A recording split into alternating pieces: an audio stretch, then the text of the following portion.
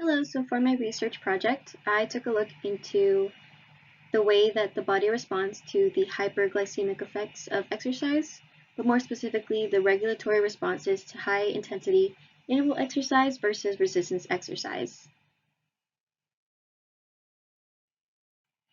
So the reason why we're interested in this phenomenon is because several studies have demonstrated the effectiveness of high intensity interval training as the ideal modality of exercise to decrease blood glucose levels over a period of time.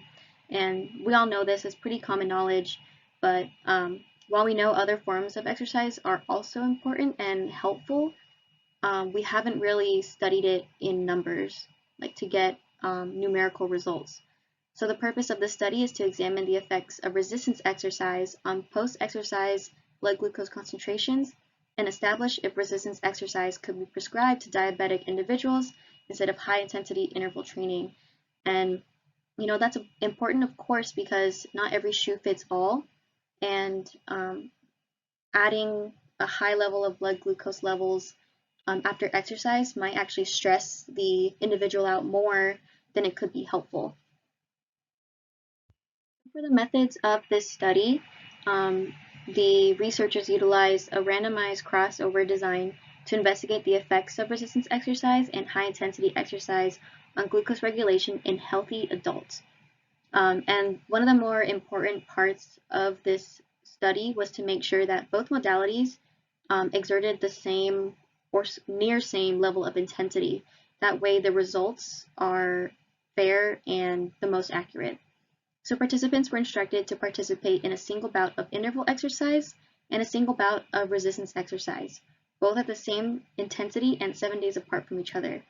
And the fact that it's 7 days apart from each other is also important to make sure that the body has time to recover and reset so that you're at the same starting point as the first bout of exercise.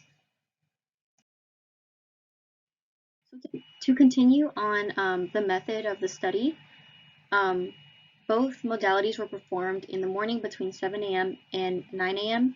And to make sure that it was consistent, again, participants were instructed to complete them at the same time of day. Because, when you're in the morning, you're probably fasted or you've only eaten very little. Whereas if you did it at night for one and in the morning for the other, you might have already eaten a whole meal or many meals, and the results would be completely different. So when they did the bouts of exercise, plasma glucose, insulin, and cortisol levels were recorded before, immediately during, 30 minutes, 60 minutes, 90 minutes, and 120 minutes after each exercise bout. Blood lactate and plasma-free fatty acid concentrations were also recorded up to 2 hours after each exercise bout. So the results of the study demonstrate that lower blood glucose levels were displayed by participants following resistance exercise in comparison to that of high-intensity interval exercise, despite parallel levels of perceived effort. So it's displayed here on the left. In figure A, it shows the relationship between the glucose concentration of the participants and the time that had passed during the workout. And you can see here, right before the workout and about 30 minutes into it, there was a big spike in glucose levels in the blood. But comparing to the resistance exercise displayed by the solid line, it remained pretty consistent throughout. And it's the same displayed here in figure B, where it compares the insulin concentrations and the time duration of the exercise as well. So same thing, it was a spike right before and 30 minutes into it where we see the highest spikes in insulin and glucose. So in conclusion, the study provides support for resistance exercise being the recommended exercise modality for those at risk of or who has a diagnosed cardiometabolic disease, such as diabetes or other forms of insulin-resistant glucose metabolism, in comparison to high-intensity interval exercise.